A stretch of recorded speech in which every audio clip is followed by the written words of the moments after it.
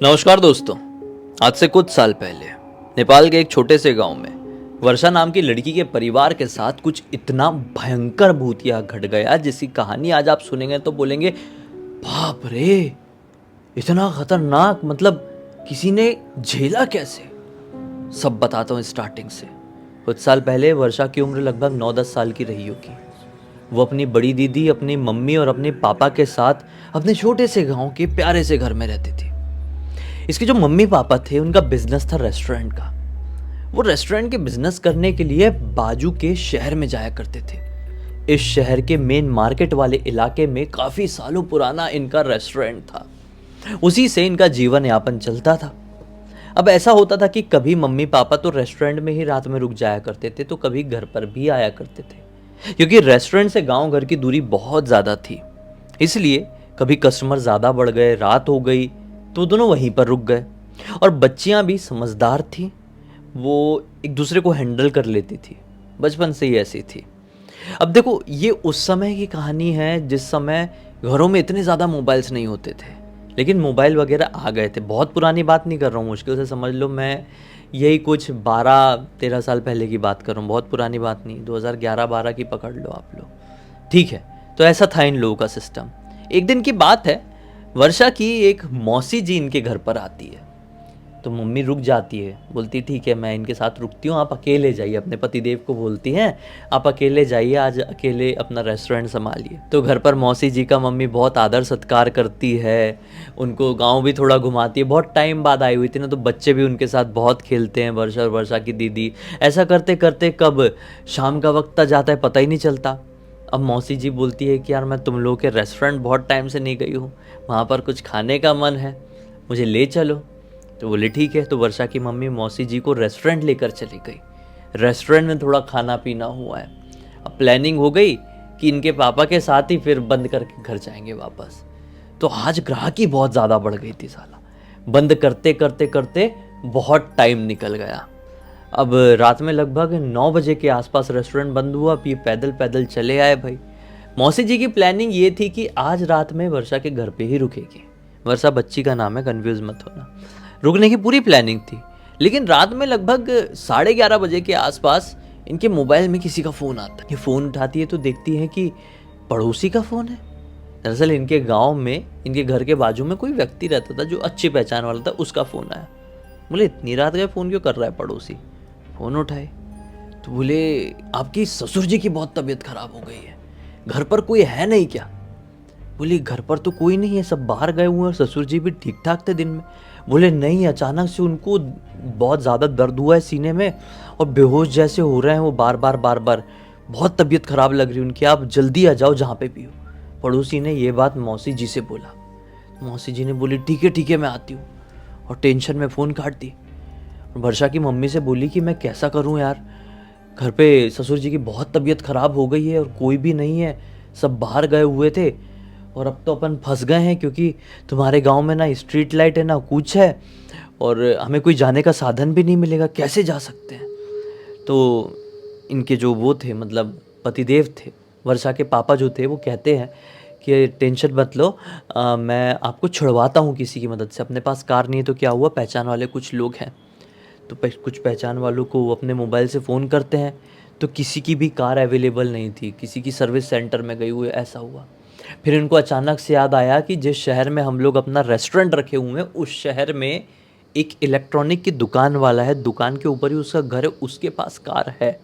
वो किसी को अपनी कार ऐसी देता नहीं है, उससे बात करके देखते हैं। उसको फ़ोन पे फ़ोन लगा रहे, फ़ोन नहीं लग रहा है उसका।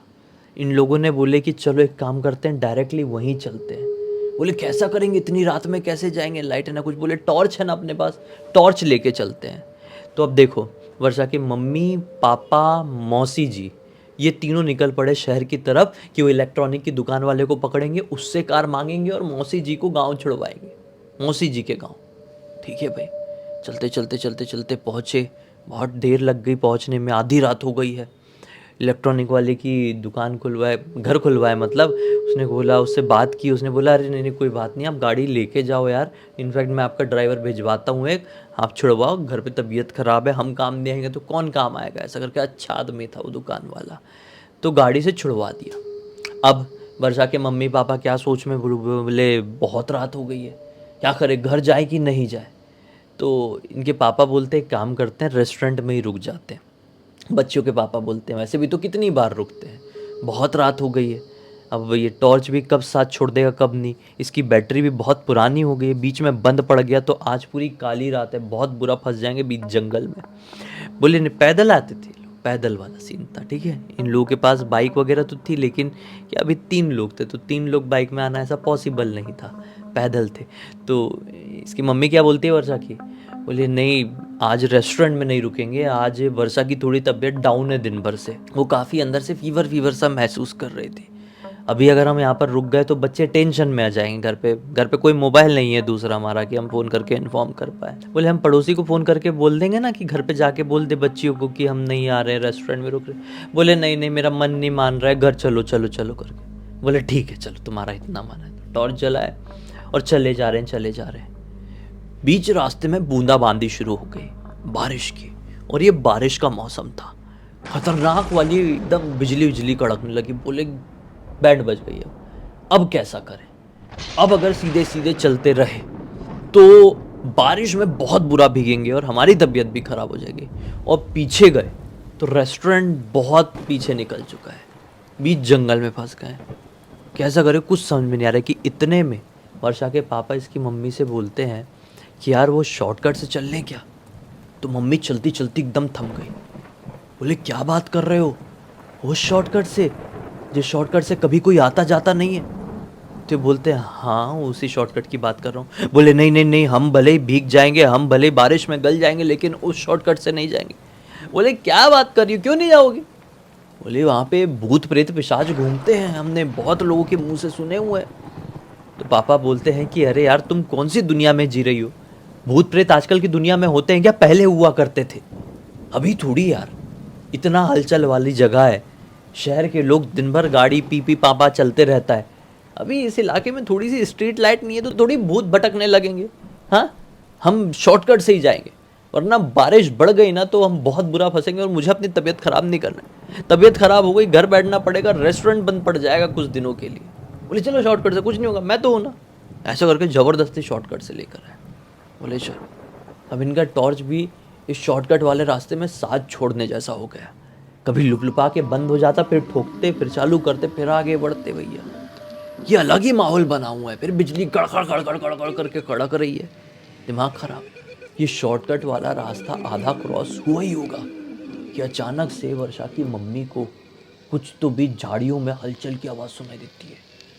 ये बहुत ज़ोर से डर गई, बाप रे, हम जंगल वाले रास्ते से चले आ रहे हैं और ये झाड़ियों में से किस चीज़ की आवाज़ आ रही है, शेर चीता भालू तो नहीं है।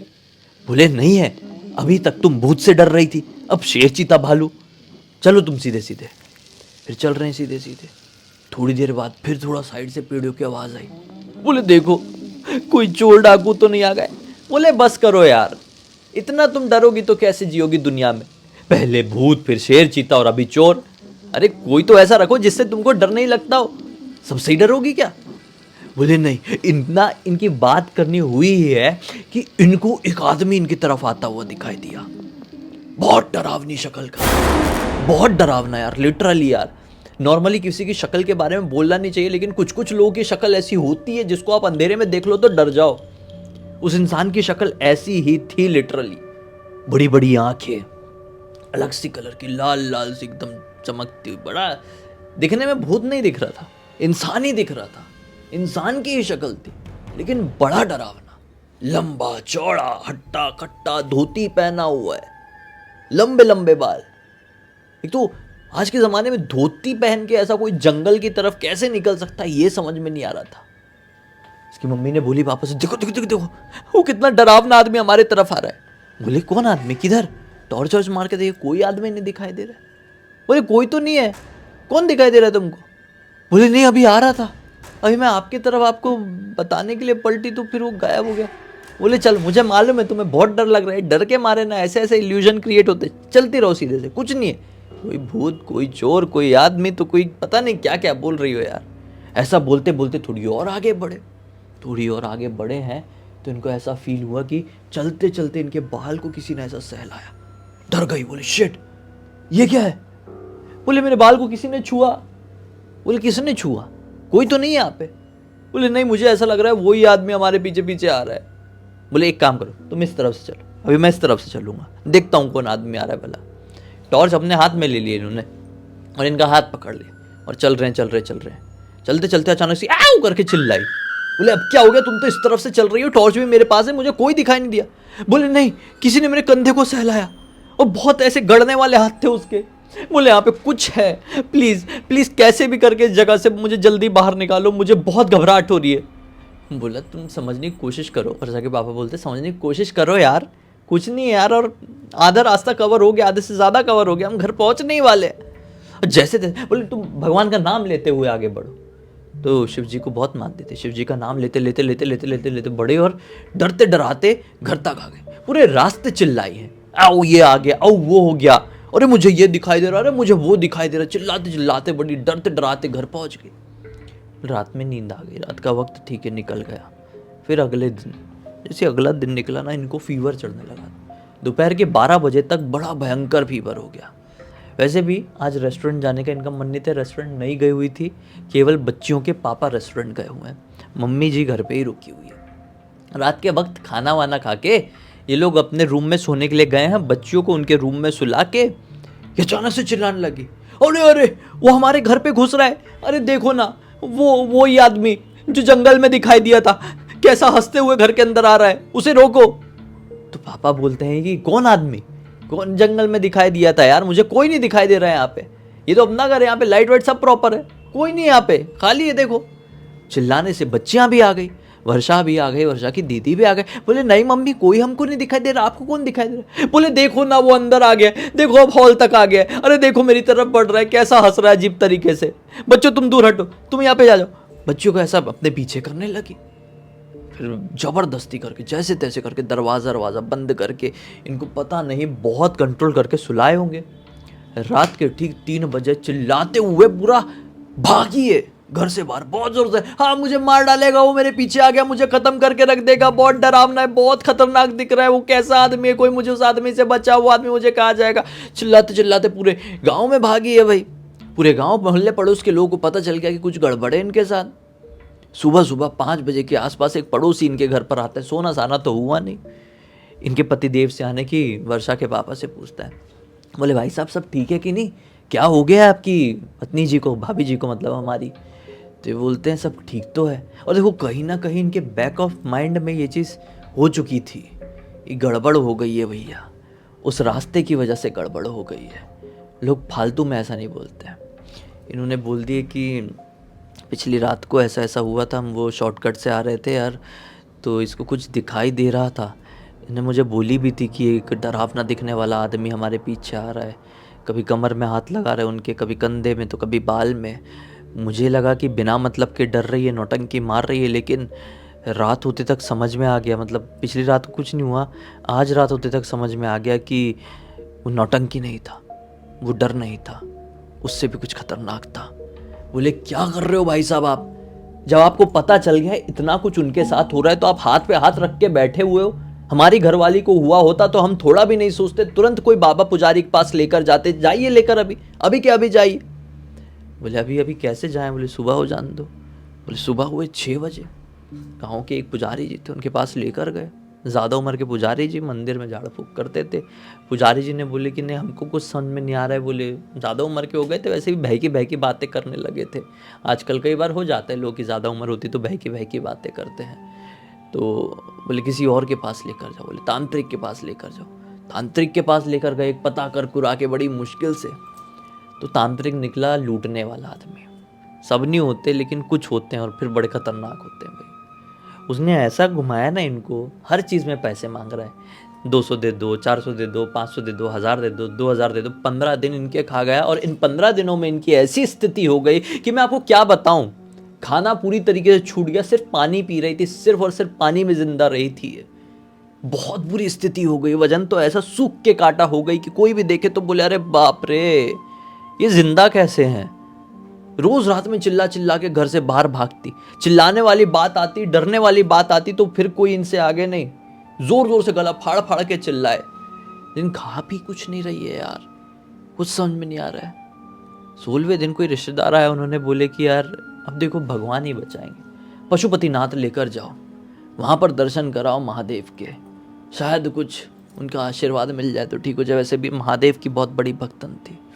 बोलना चालना बंद हो चुका है वर्षा की मम्मी का, सिर्फ बैठी रहती है, रात में चिल्लाती, डर के भागती इधर उधर।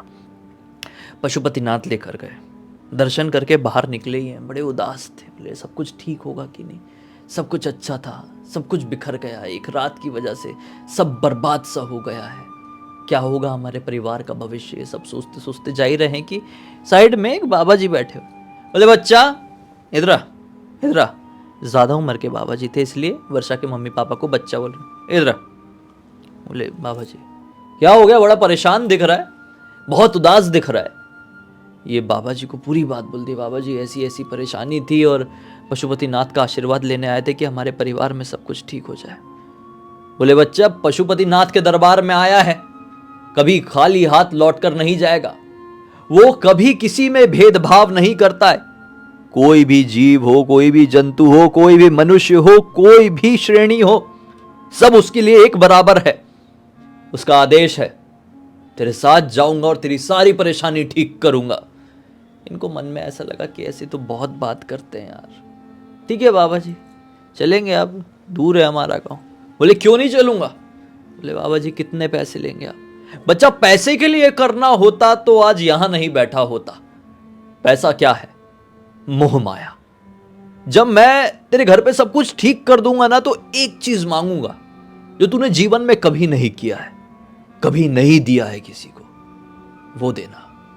बोले बाबा आप मेरी पत्नी को, मेरे परिवार को ठीक कर दीजिए, जितनी हैसियत होगी ना उससे भी ज्यादा देने की कोशिश करूंगा, क्योंकि अब ये लाचार हो चुके। चलो फिर चले बाबा जी आए। बाबा जी जैसे इनके घर के अंदर प्रवेश किए, बोले त्राहिमाम त्राहिमाम, क्या स्थिति बना के रखे हो घर की, तुम्हारे घर में तो मरघट पिशाच घुस गया है। बोले बाबा मरघट पिशाच ये क्या है। बोले मरघट पिशाच रात में अपनी हरकत में आता है, दो शर्तों में किसी के भी पास आता है, या तो किसी ने अपनी साधना से उसे भेजा हो, या तो अपनी मर्जी से किसी को पसंद करके उस तक लग के आया हो। तुम्हारे केस में क्या बात है हमें तो जानकारी नहीं है, लेकिन हाँ वो रोज रात में तुम्हारी पत्नी के पास आता है और तुम्हारी पत्नी का थोड़ा थोड़ा खून चूसता है, धीरे धीरे करके उसके शरीर से पूरा खून खत्म कर देगा, और फिर एक रात वो आखिरी सांसें लेगी। बोले बाबा जी आप क्यों आए, मेरी पत्नी को बचा लीजिए। बाबा जी ने बोले बचाएंगे, करेंगे जितना हो सके, ये चीज लाओ, करते अनुष्ठान। बाबा जी बैठे 8-10 घंटे तक अनुष्ठान किए। फिर बोले अब ठीक है तेरी पत्नी जा, अब उसकी सारी परेशानी महादेव ने, पशुपतिनाथ ने हर लिए, समझ ले। बोले बाबा ठीक है, आप क्या दक्षिणा लेंगे अब आप बता सकते हैं, आपने बोले थे कि खत्म होने के बाद मांगूंगा सब कुछ। बोले बताइए। बोले 1.25 किलो चावल है घर पे। बोले है बाबा जी 11 किलो है। बोले 11 किलो है तो ठीक है, 11 किलो चावल ला और उसमें 1.25 किलो दाल, एकदम सादी वाली, दोनों को साथ में पका, बढ़िया सी खिचड़ी बना। घर के बाहर निकल, पूरे गांव में घूम, और फिर तुझे जो भी भूखा जीव जंतु पशु पक्षी जो भी प्राणी मिले सबको खिला, सबको, किसी में भेदभाव मत करना। जैसे वो नहीं करता है उसके लिए जैसे सब कोई एक समान है वैसे ही तू भी कर, वही मेरी दक्षिणा होगी। जा बच्चा तेरी पत्नी ठीक हो जाएगी, मैं प्रस्थान करता हूं। सब शॉक्ड। 1-2 पड़ोसी आए हुए थे, बोले ये क्या बात कर दी बाबा जी, कुछ मांगे नहीं। बोले ये क्या है, मांगे भी तो दूसरों के लिए, दूसरे जीवों के लिए, दूसरे इंसानों के लिए।